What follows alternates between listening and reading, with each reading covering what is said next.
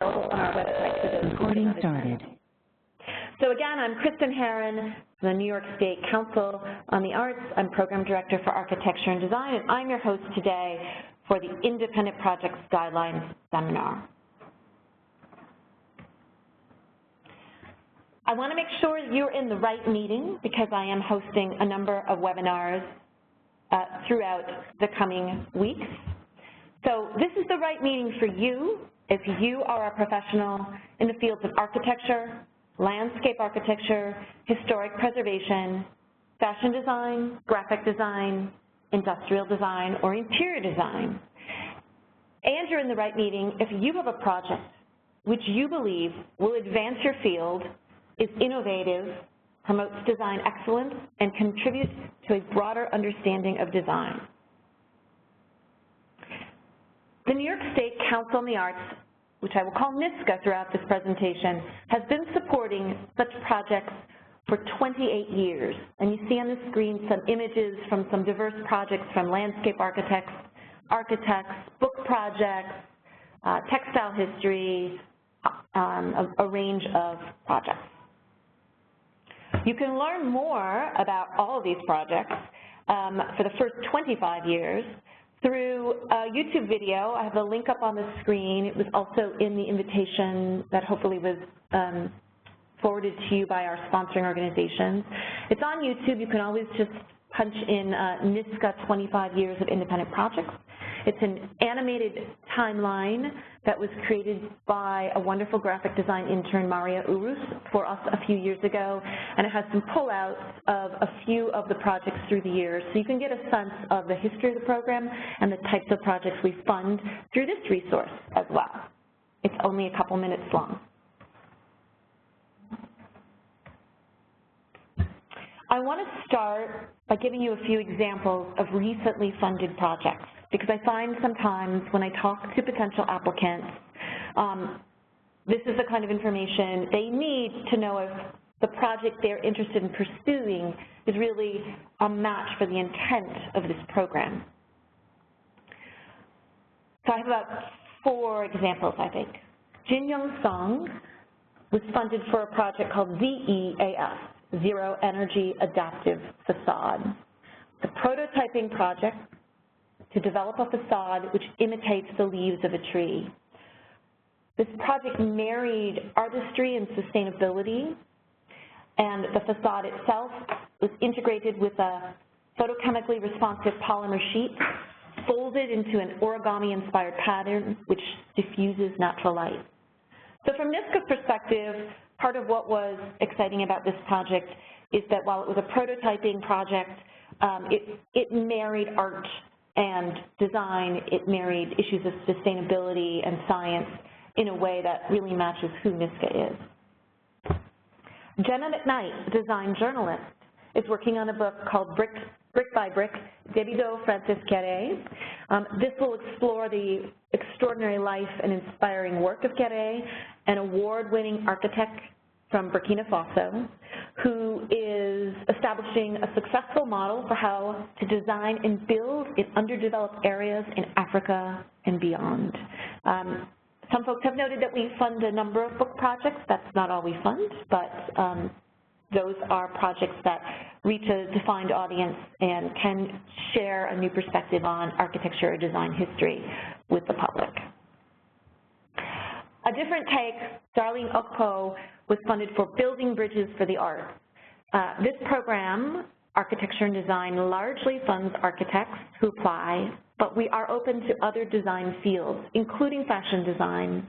Darlene's project was to really work with at-risk high school students to introduce them to the possibilities of working in fashion design. She's working with youth from low-income neighborhoods and teaching them through hands-on projects, lectures and discussion, the process of research, concept design, garment construction and development, so that these individuals will create a 3-piece collection that will be on display.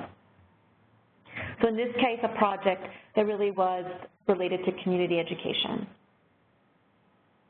And of my examples, Queens Modern, Frampton Tolbert project, 25 years of mid-century design. Frampton has created a website focusing on Queens Chamber of Commerce's annual Building Awards recipients from 1945 to 1970. It's a project that's a survey and documentation project, documenting about 400 buildings and their architects, and illuminating how buildings in this part of the city contributed to trends in mid-century architecture. Those are just 4 examples, by no means the full gamut of the types of projects we fund, but just to give you all a little bit of hint of the types of projects we are looking at. I'm going to start with the nitty-gritty eligibility issues. So to be eligible to apply in independent projects, you, the individual, or your team, and by team I mean those individuals who will be named as the leads on the project. We typically see either a single person as a lead or a team of 2. Those individuals must be professionals in one of the design fields that the New York State Council on the Arts supports.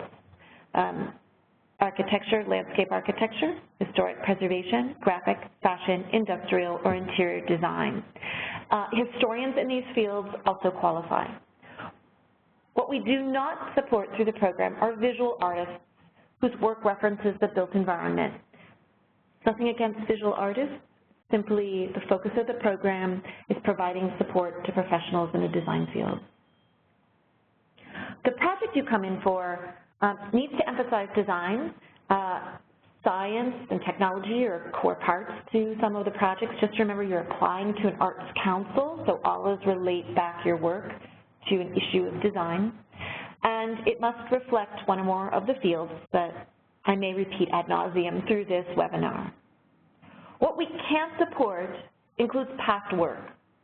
So when you are applying for funding for what we call fiscal year 2017, you're applying for something that's going to occur between January to December of 2017.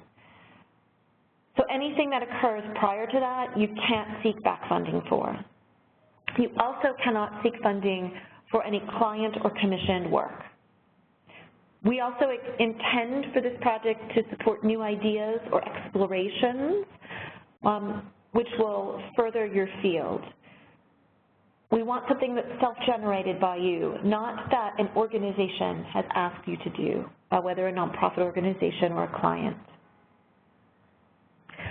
I want to stress that an individual may be associated with only one project request per year. And to clarify what we mean, the lead on a project cannot be a lead on another project. If someone is applying for a book where they are the editor and you were one of the authors, that is not the same thing. It's when you are the lead on one project and you are part of the team actively working on the next project. If you appear in more than one request, both requests will be deemed ineligible. If you are faculty, full-time, part-time, adjunct in an architecture or design school, you are of course welcome to apply. However, we are prohibited from funding work that is coursework in your school. So your project cannot be part of a course curriculum. It cannot be a project that your studio students are going to be doing on your behalf. You may end up hiring graduate students to work on some of the projects, but it needs to be very clear that this is not for a course you're teaching or for your students' degree work. Research-based studios in general may be eligible as long as the applicant can clearly make the case that the coursework is not part of university curriculum. Related to this, student projects are ineligible for support. If you're a currently matriculated student, you can apply, but you must be clear in the application that your project is not related to the completion of your degree. As the New York State Council on the Arts, we are an arm of government. We are funded by taxpayer dollars, and therefore, those who apply must provide evidence that they are current New York State residents.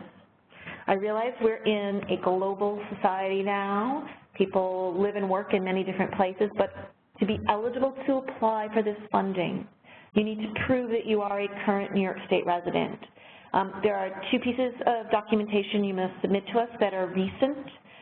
Those are listed on our website, www.arts.ny.gov. Click under Guidelines, and then under Architecture and Design, Independent Projects, and you'll pull up that full list in the guidelines. As an example, if your driver's license was issued 6 years ago, that's not going to count as one of your proofs of residency. It must have been issued more recently. So the driver's license may or may not be the most appropriate proof for you. If you have any questions about the proof, you can ask me in the chat box for me to answer later, or you can always follow up with me after this webinar. And I have to stress that because we're a state agency, the funds that you may receive from NYSCA cannot be used for out-of-state travel expenses. That doesn't mean that you cannot come in for a project that might require travel out of New York State. It simply means that you have to find other means of support to do that travel. I want to address sponsoring organizations. NYSCA cannot accept applications directly from individuals. An individual or its team must be sponsored by an eligible New York State nonprofit organization. The grants are technically awarded to that organization, and they then direct the funds to the individual or the team. Sponsoring organizations are expected to work with the individuals in the sense that the organizations are the ones that must submit parts of the application, whereas there are other elements that you, the individual, must complete. Obviously, you have to complete your own narrative because it's your project, and only you can really describe it well. But to actually submit the application, you need a sponsor to do that for you. Each sponsor has its own approach and as to how they request this information from you. They have their own approach as to how they invite folks to be sponsored. It is the sponsor's own choice as to how they do that process. I only encourage all of you to please be timely in working with your sponsor. They have a lot of work that thankfully you are saved from in just the bureaucratic process of using the New York State Grants Gateway system. So it takes them longer than you might realize to upload the information that you provide to them. So please adhere to any deadlines they provide to you. They're making sure that they have the time to upload your information so that you can be considered. And as important, if your project is one of those that is funded, you will have to provide a final report approximately a year later. And submitting that in a timely fashion is also really critical. Your sponsoring organization is held accountable to detail to us how the money was spent, and you don't want to create any kind of ill will with that sponsoring organization or NYSCA by not submitting a final report. I do keep track of anyone who doesn't file a final report. Happily, there have been very few individuals, but I do have 1 or 2 on a list. It's really important to submit those final reports so we know how the money was spent and so we can hear about the work that you have done with those funds. Now, if you have questions about finding a sponsoring organization, this slide gives you some suggestions. Any nonprofit organization which is pre-qualified, which is a state term in New York State's Grants Gateway, may sponsor an individual for this opportunity. But no organization is obligated to sponsor anyone. I stress that because sometimes individuals have reached out to nonprofit organizations that they believe would be the right partner for them, and that organization has declined to work with the individual for any number of reasons. It is absolutely their prerogative to not sponsor anyone. It is their prerogative to sponsor 1 person, 10 people, 20 people. So you are welcome to talk to any potential sponsors, but I will not intervene to force them to work with you. Sponsors typically agree to this role because it's part of their mission, and that's where the good match is when you can connect it to mission. There are 3 organizations that issue specific calls for this grant opportunity: the Architectural League of New York, Storefront for Art and Architecture, and Van Allen Institute. Those organizations are all very welcoming of individuals who want to submit. Again, they issue their calls. They represent a substantial number of the individuals coming into the program. There is no favoritism, so one should not worry about who your sponsor is. As long as your sponsor is a viable nonprofit, that's fine on our end. The only issue for anyone in the audience is organizations that cannot serve as sponsors are SUNYs and CUNYs or any other New York State agency. As a sister agency to the New York State Council on the Arts, they cannot apply to us. So if you are, say, faculty at a SUNY, your university could not sponsor you. If you are faculty at a private university, your university may choose to sponsor you. If you're not sure of where to go, there's a link to NYSCA's past grants, and you can look up organizations that have sponsored. A helpful hint if you need to do some searching. If you search our past NYSCA grants by the Architecture and Design Program, you can check year 2016, 2015, maybe the most recent years. You can have an Excel chart generated or just simply a list. The clue to let you know which requests are most likely independent projects are those that total $10,750, and you can look at to see who those sponsors were. I'm going to go through some tips for submitting a compelling application. The first one is what you all may consider to be the most obvious. And I can't stress enough how it doesn't seem to always be obvious to applicants. I have been at NYSCA longer than I could imagine, and I have read hundreds and hundreds of grant applications. And it's painful to me to read an application and realize the individual didn't read the guidelines with comprehension. And what I mean by that is I read an application that is clearly ineligible, and I feel terrible that an applicant has spent all that time preparing it, but if they had just read carefully, they would know it wasn't the right fit. So I've done a little color play here to highlight, in terms of this opportunity, some of the key words you all need to look at. We're looking for a project that creatively explores, might research an issue or a problem in one of the key design fields that are bolded and highlighted in red. We want something that you can make the case advances your field or contributes to a broader understanding of design. What's really key in this first paragraph, through all that red highlights, all those red letters, is that if you have a project that is really interesting to you, but you cannot articulate how it would impact others, how it would impact your field, this might not be the right place for you. We're looking also for projects that are innovative in nature, and that when I say emphasize artistry and design excellence, I remind you to tie back to the fact that we're an arts council. Innovative in nature, again, is we're looking for something, I know some folks think there's nothing new in the world, but we're looking for something that is your own perspective, your new twist. It's a new material. You're creating a design prototype. You're exploring how new technology impacts design. You're doing research on a topic in your field that hasn't been tackled before. You're exploring critical or theoretical analyses that will contribute to a discussion of your field and perhaps haven't been approached. This is what we're looking for. We're looking for an opportunity for you to really take some time to not only explore something that interests you, but then has an impact in your field. And I want to go over the application narrative because it's perhaps deceptively simple. There are only 5 questions.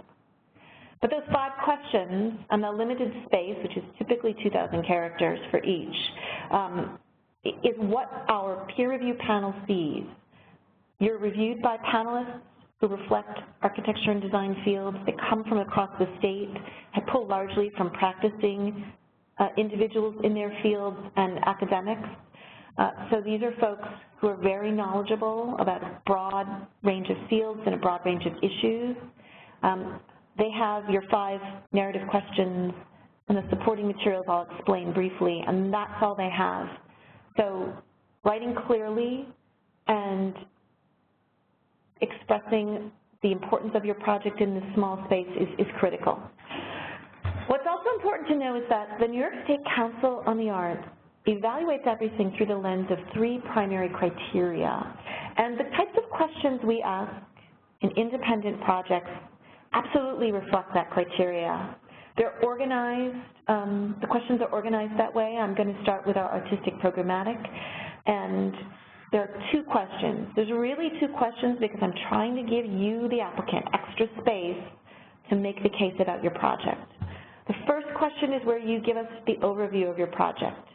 I find with projects, what's critical here is getting across right at the beginning a very clear explanation of what your project is and what its goals are. If anyone remembers back to sort of high school English when you had to learn about thesis statements, it's coming back to haunt you because this is where we need it. Projects that have challenges sometimes with the panel are those that use a lot of jargon that don't get to the core meaning and aren't able to clearly express their project. You're writing this to peers, essentially. You're writing this to individuals in the field, but you want to write it as clearly as possible so they know right away, okay, this is what this person wants to do. And then you can discuss why it's contributing to the field. The second question was added recently because the panel felt that applicants were not providing enough context. They were not providing enough information in that one answer, so we've given you double space, to show how what you want to explore, how it has or has not been addressed by others in your field. I often use the following 2 topics as examples here, and they are not about to be used to dissuade anyone from pursuing work in these areas, but projects thinking about reuse of unused MTA subway spaces in Manhattan, or projects involving the Gowanus Canal are pretty popular. And we have funded projects related to those broad topics as examples, but we receive a number of projects that seem to not be aware that others are also thinking about these issues. So project context is that place for you to show that you know who else is thinking in your related field, whether in New York State or elsewhere. What you don't want is the panel to say, this is a great idea, but someone else has already tackled it. This person's tackled it. Why aren't they talking about the fact that this is a subject that's being discussed and how they're providing a new perspective or how they disagree with what has happened or what designs have been made or what texts have been written. Context is key. So if you haven't done the research, please do that research. Managerial fiscal is the second section. What we mean by the managerial fiscal comes down to question number 3. We want to know that you or your team are the right people to do this project. And you need to make that case that you're the right one. What is your background in the subject or the idea that you're seeking to explore? An example I often give here is related to publication. So individuals may say that their project is to write and publish a book, and that's fine. When it comes to this question, the panel wants to know why you're the right person to write this book. And where it comes down to is, have you ever published anything before? If you haven't published anything, an article even, jumping straight to a book might not be the best step. It also might not be the strongest way to make your case. So think about very clearly how you're making the case that you are the right individual or team, why your background experience is ideal for this project. Project management relates to the fact that this can only occur in the year 2017. We want to know when you're intending to do it, how long you expect it to take. If more than one person is involved, we want a work plan to show how the choreography of that work plan works, how each person is involved. What's important in this question is what the panel is looking at is, again, can this person or team do this project? Do they have an idea that's so big, there's no way it's going to get done in 1 year? Is it a project that they say they're going to do in a month, and it's not possible to do in a month? So if you have a project that is really a very big project, it's going to take you more than a year to do, just remember what you're coming into NYSCA for is just what you're going to be able to accomplish in that 1 year. I'm using my book project as an example again, just as an example. Someone may be working towards a goal of a book on a subject, but for the course of this year, they're really working on the research phase. They're really working on developing one article with a long-term goal. That's fine to frame, but the management of the project is to see what you're going to accomplish within this time frame. The final criteria, service to the public. Again, we're a public agency. This part is really near and dear to us. But what I always stress to anyone applying in this category is what's important here is that you define who your audience is and how what you're doing in the course of this year will be shared with that audience. All right, what do I mean by that? Your project may be for your peers. You may be working on developing a new material that is really something that other architects will be interested in.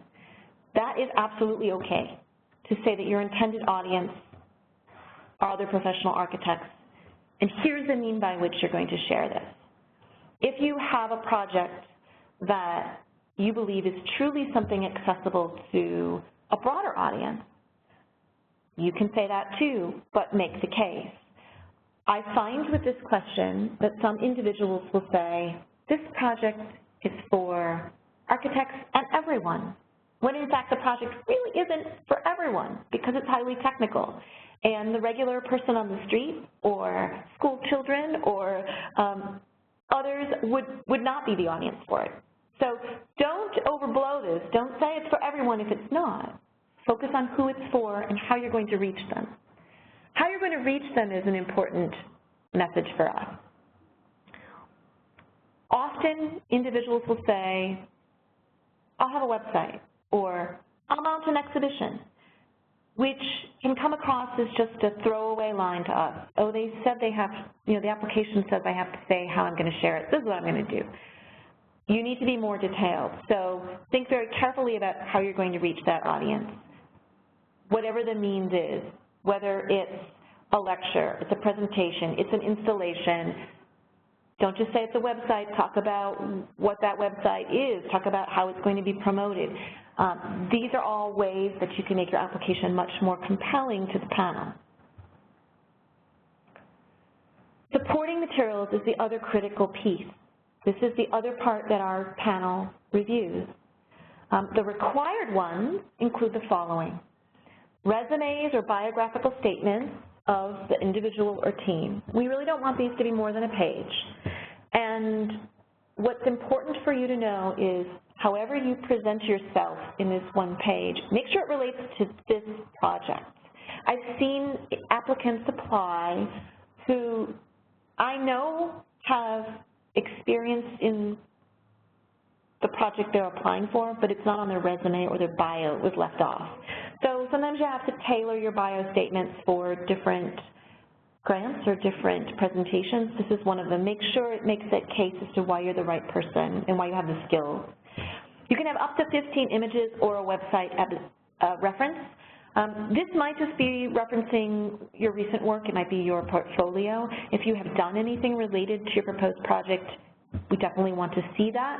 Sometimes we realize it's more of looking at your past work to get a sense of where your future work might go. Make sure the images are identified. Make sure that you don't go too crazy. Although we say you can have 15 images, it's okay to put maybe 2 or 3 in one slide. You might have a compare-contrast. I've seen requests where maybe there's 20 images crammed into each slide. And when you do that, you don't get anything but a kaleidoscope effect. You don't get a real sense of the work. So you have to curate yourself in the way you choose these images. The proof of New York State residency, again, please refer to our website for this. This is absolutely critical. We check them in here, and if anyone has not provided us with the appropriate documentation or is perhaps not really a New York State resident, as demonstrated by that documentation, your application cannot go forward. Absolutely redact any personal information. If you're sending us a copy of your taxes, I am not interested in how much you make or how much you paid. I just want to see your name and your address. And please make sure that the two documents you submit show the same address. And please make sure that that address is your home address, not your place of work, because we're very good detectives here at NYSCA.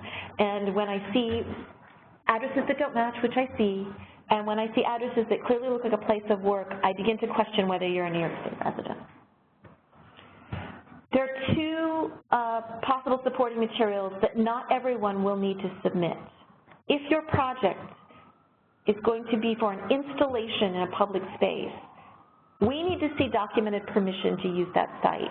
I do not want to see the application form that you will have to fill out in the future that may or may not be approved. We have to know that you have permission. Because as a state agency, we can't fund an installation that may either illegally be installed or may not actually happen. So we want some documentation. If your project involves a publication, involves writing, we want to see an outline and we want to see up to 5 pages of sample text. What we're looking for is, can you write clearly about the topic you're writing about? Can you write in an engaging and clear manner? And I always encourage everyone, whether it's for this 5th supporting document or your application as a whole, please consider having someone who's not in your field read it before you submit it. Have that editor look at it for you, because they can often make suggestions that will really help your application become even more clear and engaging.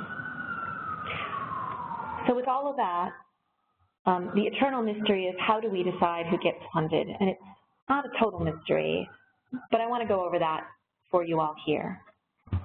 NYSCA's review process goes a bit like this. Once applications are submitted, they are first reviewed by staff, that's basically me in the Architecture and Design program, to make sure that the basic eligibility requirements are met. That's all of the points I mentioned earlier. If I find your name on 2 applications, I'm marking you ineligible. If you have not submitted required New York State residency, if I can't prove that you're a resident, you're going to be marked ineligible. You don't want that to happen. A tip, when you go into the Grants Gateway, the uploading process is a little frustrating. To make things easier for your sponsor, particularly if they ask this, I recommend putting this all in a single PDF, just because that is one upload, or putting everything in one PDF and putting your proof of residency in a separate PDF, which I then would not share with the panel. You do have to follow whatever your sponsor requests, but I'm definitely going to suggest to them possibly a PDF with the residency and then a PDF with the rest of the application. Again, our peer review panels are comprised of architecture and design professionals from across New York State. They will receive these applications to read and analyze. I will do it as well.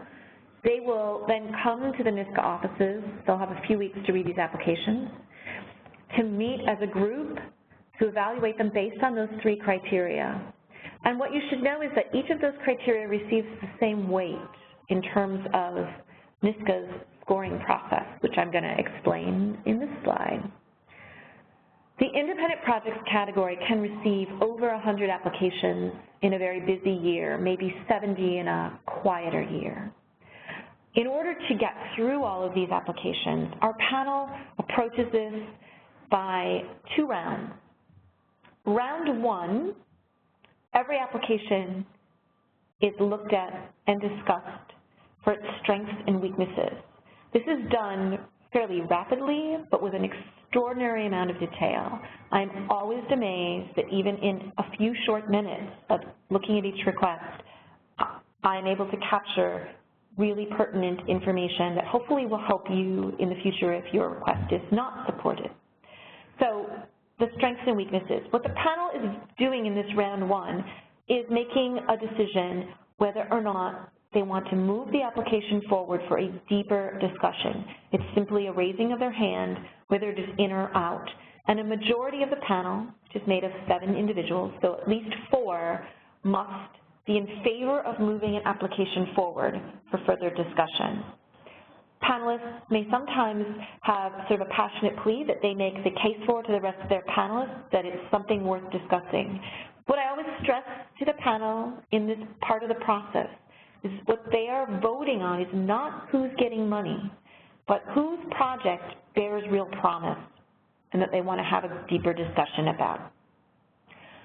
When the panel has gone through all of the applications, approximately 25 to 30% of them remain. Those that do not make a second round are not considered for funding. Notes are taken so that any of those individuals can call to get feedback. In round 2, all of the requests that have made it to the next stage are discussed in much greater detail. Each panelist is then rating those requests based on a 1 to 9 scale for each of the criteria. I want you to know that I tell this panel, as I tell every panel I oversee, that in my mind a 9 has to be an exceptional project, something that is going to change the world, essentially. It is very rare that anything gets a 9. So I stress their need to use this full scale, to think very carefully about using the number 9, because we can only fund a small percentage of the requests. And it's their job to be very critical. I assure you they are very critical. I think every single request, funded or not, gets some really constructive feedback, which again, I am always available to share that with you verbally after the process. So each applicant is rated on a scale of 1 to 9 by each panelist. For each of those 3 criteria, artistic, managerial, public service, and they receive an aggregate score at the end.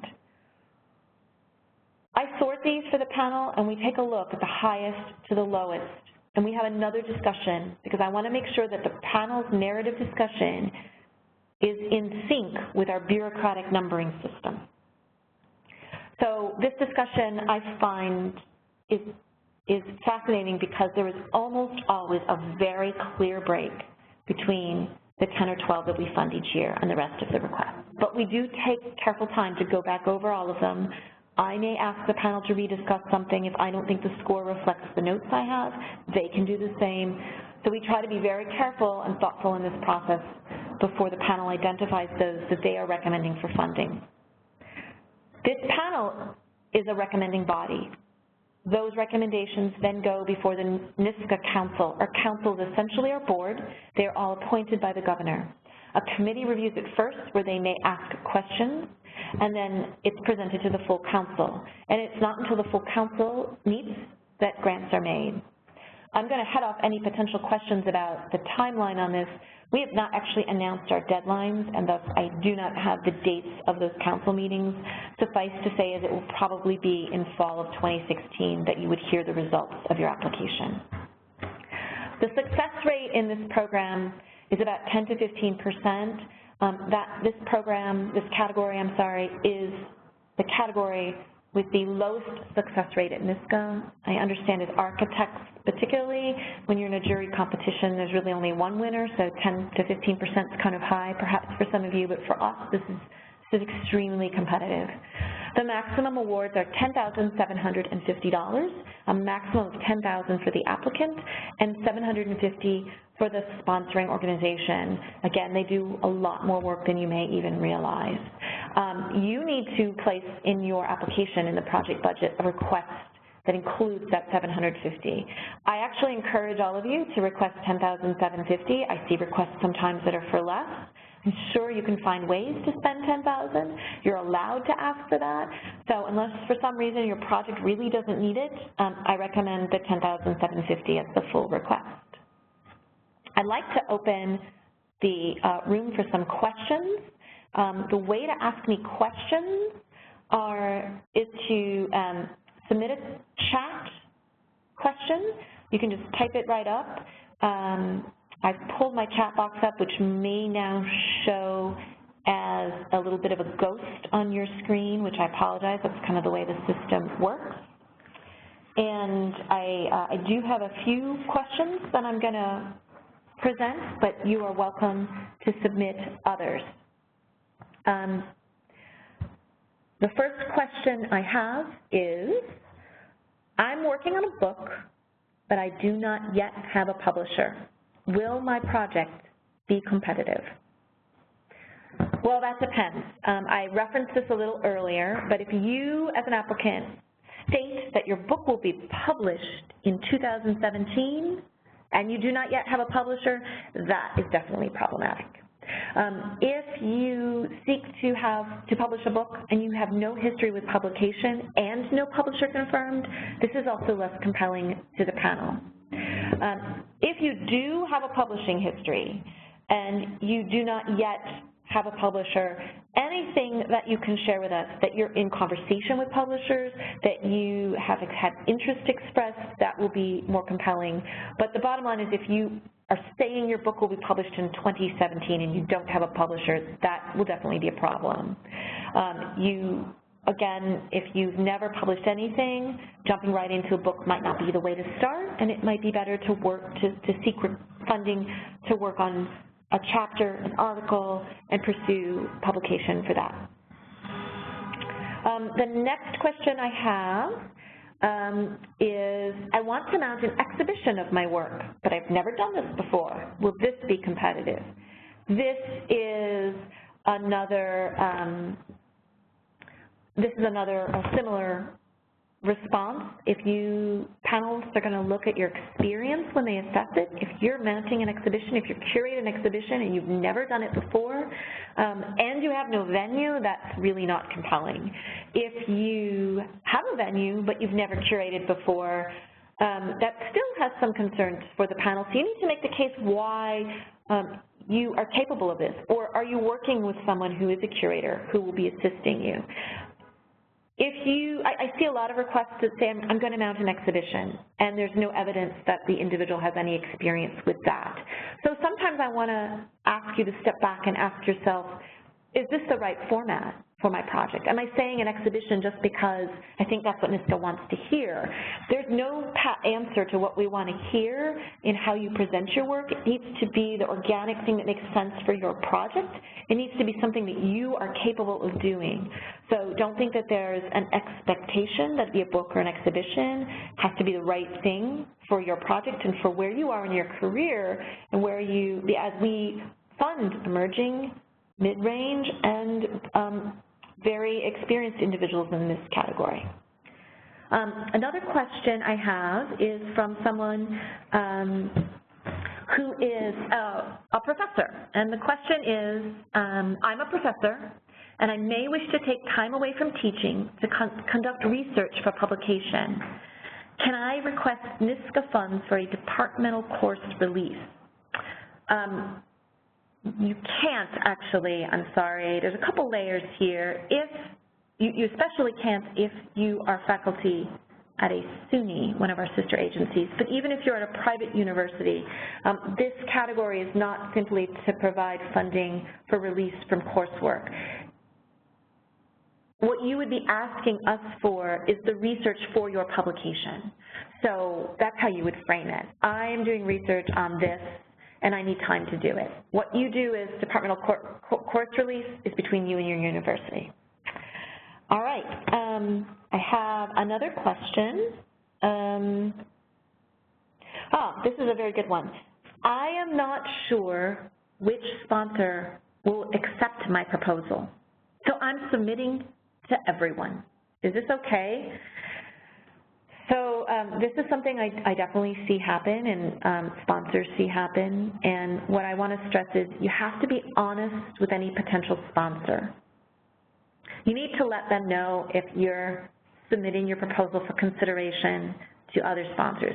What I really want to say is no, choose one and stick with that one. I understand that you, the applicant, are concerned you may be declined by a sponsor, and there's a short turnaround and you want to make sure you receive a sponsor.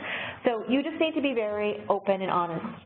If you submit a proposal to more than one sponsor and your proposal is accepted by more than one sponsor, you must choose one, and you must tell them. You must tell who you're accepting and tell who you're declining.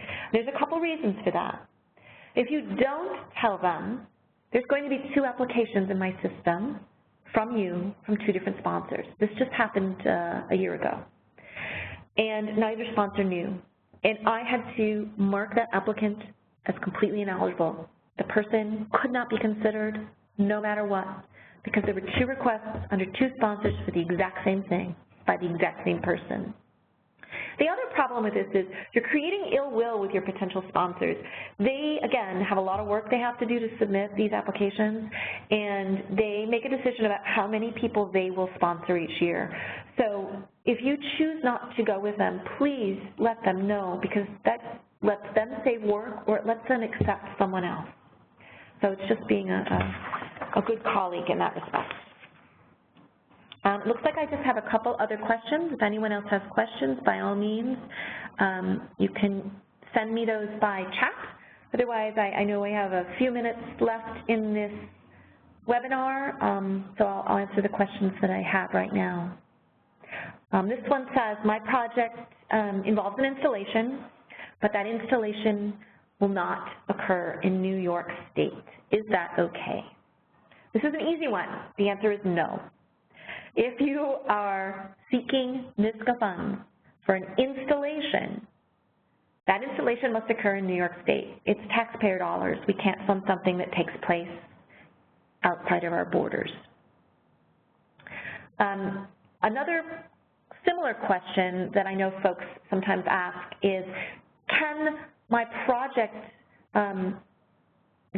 have to be New York State based? And the answer is, your project doesn't have to be New York State based, but it has to be something that is serving your field, is furthering your field, is a research project that is advancing the field. There was a study on cemetery design in, I want to say, Kazakhstan, which was funded many years ago by the council. It was a documentation and a research project. That was completely fine because it added to the literature about that particular design style, design element, but the fact that it was not taking place in New York State was fine because the publication that resulted and the presentations occurred in New York State. So that's an important thing to remember. I also want to stress for those of you listening that the New York State Council on the Arts seeks to support individuals from all over New York. The Architecture and Design Program receives a predominant number of requests from individuals based in the 5 boroughs of New York City. I realize that the design fields are very centered in the New York City region, but for any of you out there who are upstate, I want to stress that we're very keen to have more applications come from outside of New York City, with no disrespect to those in New York City. We receive about 9% of applications from upstate each year. And for those of you who are in the city, whatever your idea is, ask yourself whether it can only take place in the city. We've seen requests come in sometimes where the panel says, you know, this would be really much more interesting if it was happening outside of New York City, because in the context of New York City, it's not that new or interesting, but explored elsewhere it might be. I'm not trying to dictate what your research, what your design, what your prototype, what your project is. I just throw that out as an aside. It does not mean that we favor anyone. It's just we always are really happy to see requests reflecting the full richness of New York State and design professionals throughout the state. I know I have a couple minutes to go, but at this point I do not have any other questions, so unless someone wants to send in a quick chat question, I am ready to sign off. So I just want you to know how you can reach me. I'm Kristin Herron again. I am the Program Director for Architecture and Design at the New York State Council on the Arts. My email is kristin.herron@arts.ny.gov. My name has 2 I's in it, so Kristin, that's important, otherwise you're going to get a kickback. And my direct line is 212-459-8825. If you have any specific questions about your project, you are very welcome to reach out to me. I generally encourage you email me first so we can schedule a phone call if you want to talk, just so that we don't play phone tag. And please know that once the application goes live, our guidelines are available at arts.ny.gov now. The guidelines are expected to go live later this month. The application. Once the application is live, I cannot answer the same types of questions that you may ask. I can really only answer procedural ones. I can be more free in discussing your project with you right now. I always tell everyone, please feel free to reach out to me, but please understand if I'm not able to answer all the questions later in the month or in March. Thank you so much for listening. I hope you have a great day, and best of luck to you as you apply.